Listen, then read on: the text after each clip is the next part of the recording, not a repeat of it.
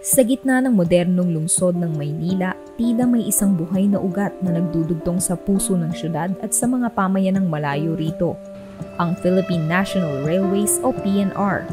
Ang PNR ang pinaka-aksesableng pampublikong transportasyon na kasangga ng libu-libong pasaherong nakikipagsapalaran sa Kalakhang, Maynila at naghahatid sa kanilang patutunguhan. Sa bahay, sa trabaho, sa paaralan o kung saan man. Kaya ang balitang tigil operasyon nito noong March 28, 2024, magiging dagok para sa mga tumatangkilik sa murang sakaya na ito upang bigyang daan ang rehabilitasyon nito. Subalit sa pagkawala ng hari ng riles, ang nakikiriles na mga trolley, nagkaroon saglit ng mas mahabang espasyo. Sa kabila ng mga modernong proyekto sa transportasyon na nakapaligid sa riles, makakasabay kaya ang mano-manong lakas ng mga magtotrolley sa mabilis na pagbabago ng nakilala nilang riles kaugnay nito o tuluyan ng kakalawangin ng kanilang daan para mabuhay? The Philippine National Railways will suspend its operations in Metro Manila for 5 years starting March 28, 2024. Ito na ang biyahe ng PNR sa Metro Manila po itong March 28. Lahat po ng ROW, right-of-way issues dito sa area na to, was taken care of.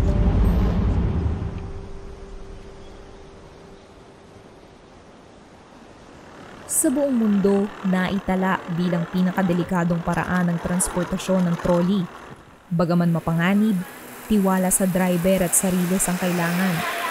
Sa tabing riles ng Pandacan, Santa Mesa na buo ang isang komunidad na kung tawagin, bakante. Dito matatagpuan ng mga pamilya ng ilang henerasyon ng mga trolley pushers. Mapamatanda o bata, namulat na sa ganitong klaseng hanap buhay. Isa sa mga nakatira sa komunidad na ito sa Santa Mesa, si Joel.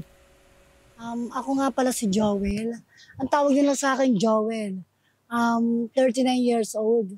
8 years na ako nagtutrolley. Ako isang bakla. Tawag sa akin trolley girl. Dito na ako pinanganak. Dito na rin ako napag-aral ng tatay ko. Dito na rin ako natutong mag-trolley. Si Joel na ang tumayong haligi ng kanyang tahanan kahalili ng yumaong ama.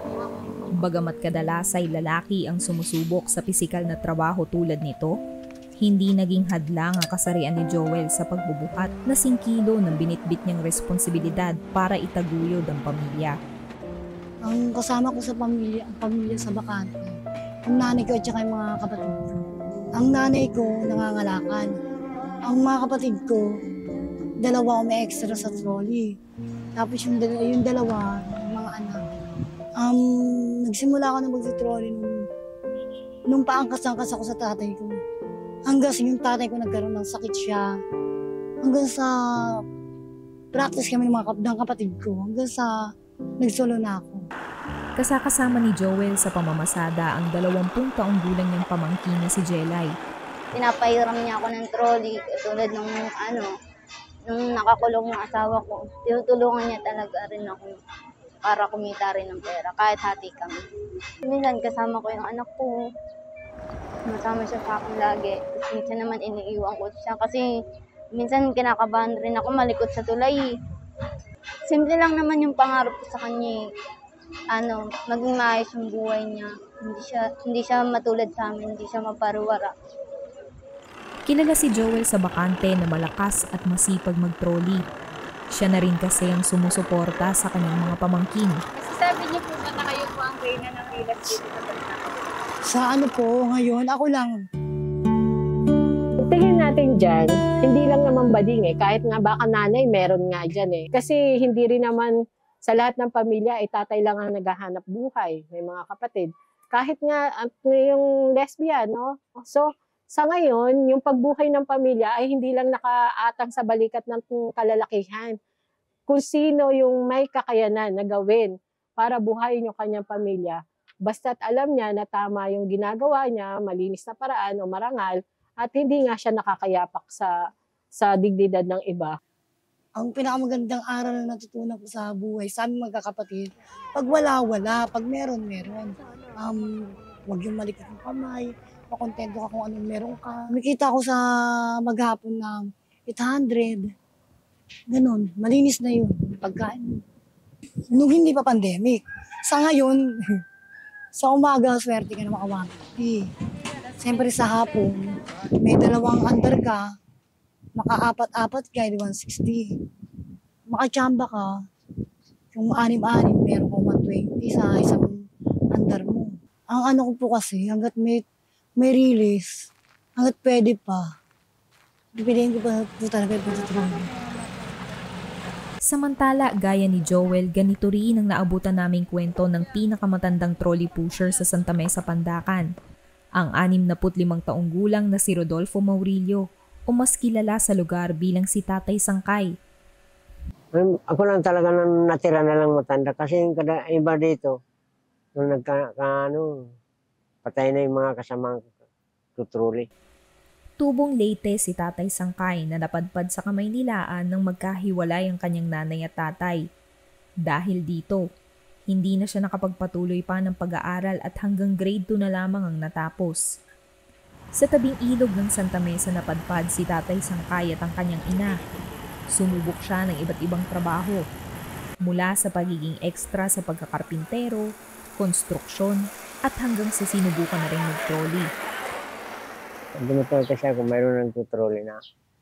Hindi ko pa naman gaano kaya. Sumasama lang sa kanila hanggang na naglakas loob na ako. Pag kumita ka na, makabili ka ng ulam, bigas, pwede ka na magpahinga muna. Subalit ang pinangangambahan ng residenteng katulad ni Tatay Sangkay, ang sapilitang pagpapaalis at relokasyon dahil tinatambakan ng konstruksyon ng mga kalsada ang kanilang terminal sa dulo ng Riles ng Santa Mesa. Dito na lang kasi si Tatay Sangkay nakakakuha ng kita sa arawan.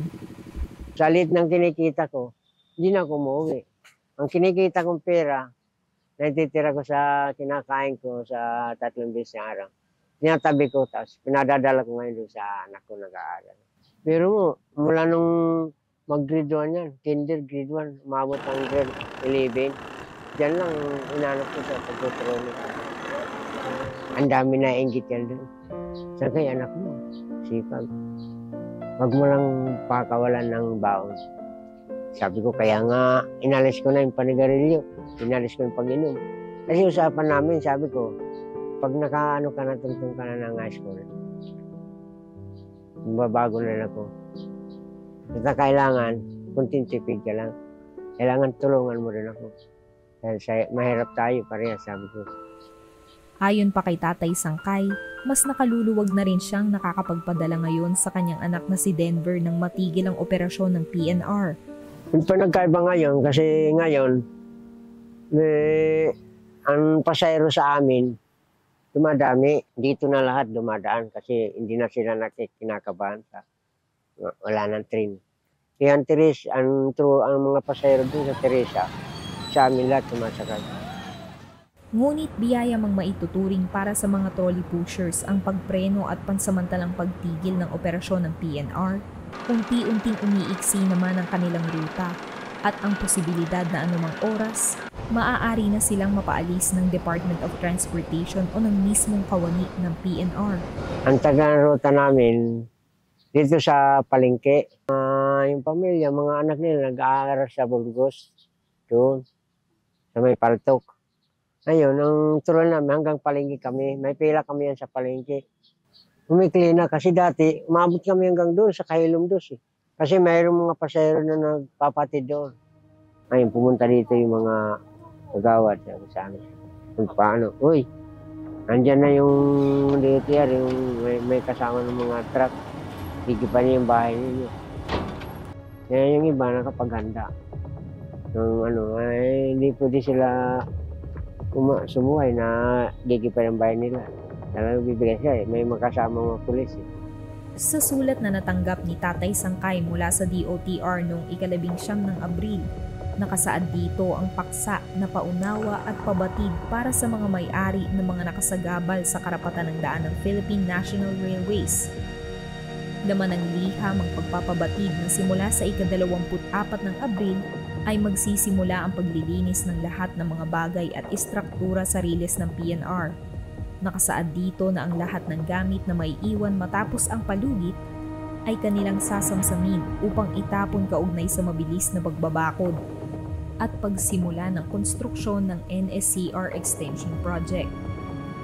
Nakapaloob rin sa sulat ang iba pang detalye ng nasabing proyekto ng DOTR at PNR.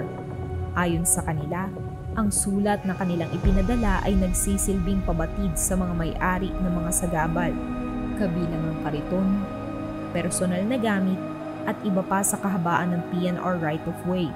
Yung sa amin kamo, halimbawa, naganaboy lang ho kami. Wala naman kamang bahay dito. Yung trolley namin, pwede namin iangat yan sa pwede namin itabi. Sakasakali. Ngayon, ano lang naman ang pakiusap namin, kung sakasakali hindi pa nila ginagawa, mapagbigyan pa kami. Pwede pa kami mag-trolley. Hindi lang sina Tatay Sangkay at Joel ang may danas ng bantang relokasyong ito dahil nanganganib ring mawala ng hanap buhay si Kuya Tonki bilang tagagawa ng trolley. Sa dami ng ginawa kong trolley, hindi na mabilang. Basta nag-start ako year 2000. Sa 3.5 nung araw, meron na akong 1.5. Kulang ko lang 2,000 material. Nung araw, tornilyo nung araw, 2 piso lang yan. Magpapagawa po sa 6 mil na. Kasi yung kahoy, mahal na rin. Eto nung araw, benching ko lang ito nung araw. Benching ko lang nung araw yan. Kung ngayon, 40 pesos na yan. 4 feet. Sa Blooming Street ako bumibili ng mga kahoy. Doon ako maangkat. At ipinamalas pa nga ni Kuya Tonki ang kanyang dekadang karanasan sa pagbubuo ng trolley. Ika niya, kailangan pare-pares ang sukat ng lapad niya. 46 lahat ng lapad ng gulong niya. At kailangan eskwalado siya. Kailangan malagyan din ng victory to ang siyang magiging suporta para hindi siya tumabingi, mawala sa align. Yan. Ang bandang huli ng gagawin dyan, upuan na nilalagyan ng kawayan.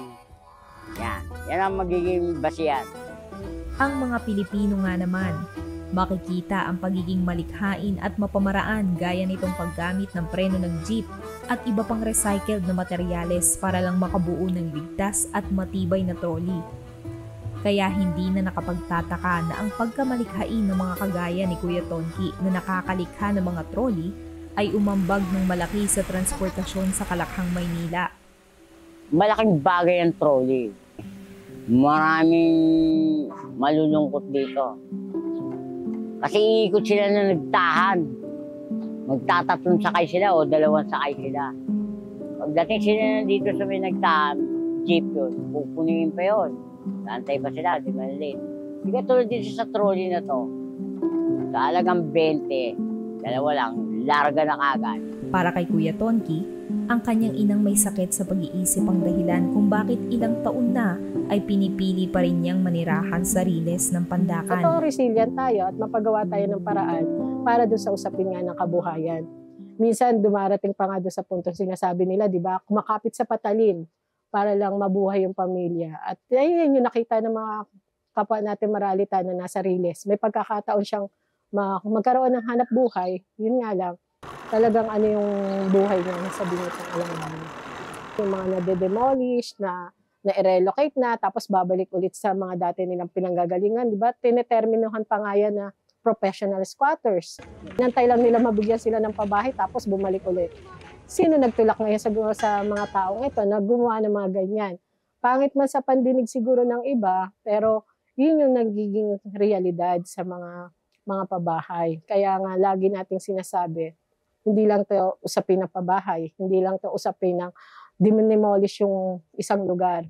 At yung sinasabing pauunlarin yung isang community.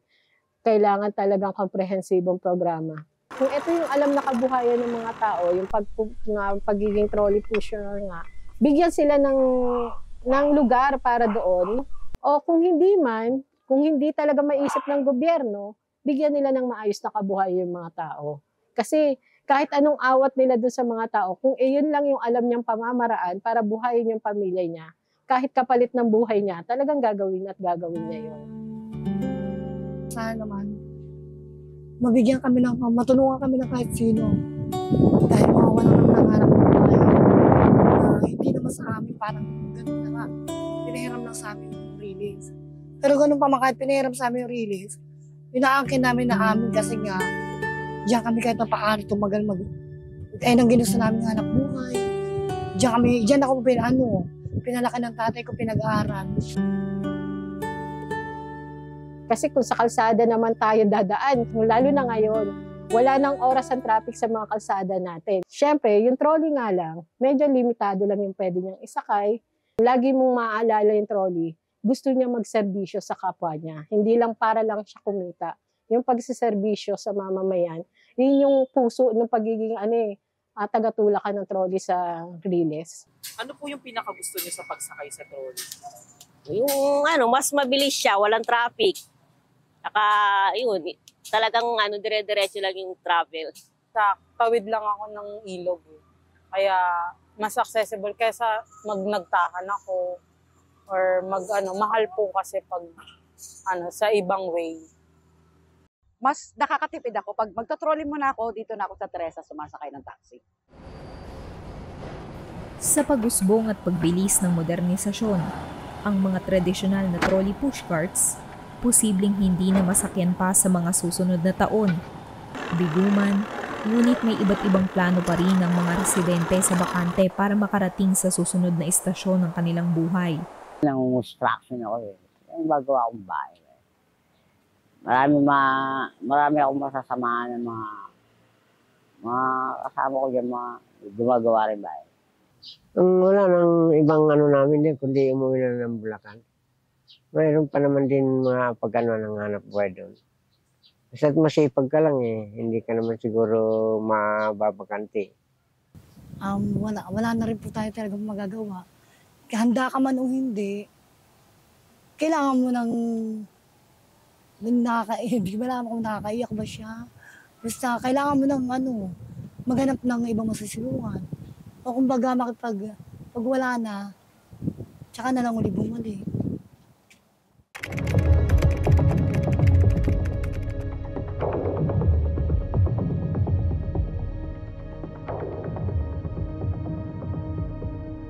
Tinanggal na sila dyan, bumalik pa rin sila dyan. So, nandito kami para asikasuhin sila.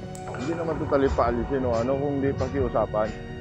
Dahil ito, talagang wala na silang right na mag-rebuild ng kanilang mga kubol-kubol kasi babakuran na ito. Pagbakod, nandun na yung ating mga property, gaya ng mga materialis na gawin nating tulay. O di kaya yung gagamitin para itayo yung ating pundasyon para sa hang railway natin. But they have been informed now. They have been informed, yes. And they have been informed for some time. Yan pong 878 billion na budget ng DOTR and PNR dito sa North-South Commuter Railway. Kasama po dyan yung relocation na allowance para sa ating mga kababayan. So nakikipag-ugnayan po kami sa DSUD, Department of Human Settlement and Urban Development, at sa National Housing Authority na ilipat ang ating mga kababayan who are affected sa resettlement area. So yun, ang release na gagawin yung nakahang sa taas dadaan o parang skyway nga talaga yan. So siguro by 5 years from now makikita natin ang improvement ng tinatawag na railway project itong PNR. Wala mang kasiguraduhan kung anong kinabukasan ang naghihintay para sa mga residente ng bakante. Ang nananatiling sigurado, hahanap sila ng paraan upang patuloy na lumaban at ilayag ang kanilang buhay. Para sa sarili, sa pangarap, at sa kanilang pamilya. Ang Riles ay para sa mga taong dapat makinabang ng serbisyo para sa mabilis na transportasyon. Malaking tulong ang Riles na yan. Maraming gumraduate na taga-PUP dyan sa totoo. Ngayon, andito pa rin kami. Yung iba, nagsipag-graduate na, may mga trabaho na. Yan, nakikita namin. Hindi naman masasabi na kami may-ari. Talagang yan, hiram lang talaga na release yan. Mula nung bata pa ako, alam kong yung release na yan talagang sa gobyerno yan. Pag oras na ginamit nila, wala kami magawa. Talagang hanggang doon lang kami. Ngayon, yun lang naman ang pag-iisap namin. Kung sakasakali hindi pa nila ginagawa, mapagbigyan pa kami. Pwede pa kami mag-trolley. Tingin namin diyan kami yaman. Tingin namin mayaman kami hanggat may release. Masaya kami, nabubuhay kami ng sagana. Parang gano'n hanggat may release. Kaya tingin namin hindi hiram parang amin. Eh kung binawi na, wala na. Pinahiram lang pala sa atin yung release. Hindi lang nakakaiyak kasi ano yan yun? Nung pinagkakakitaan, manay mo diyan ka pa makakahon. Diyan ka pa makakahon sa release na yun.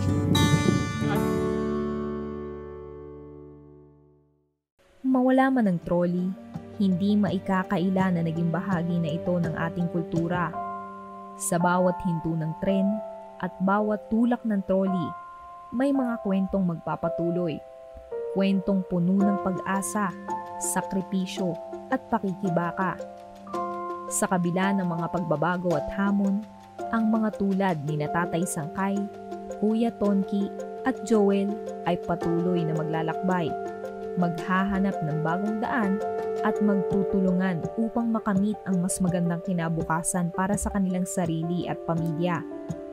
Hanggang sa susunod nating paglalakbay, kasama ninyo kami sa pagbibigay pugay sa mga kwento ng bawat Pilipinong naglalakbay sa Hiram na Riles.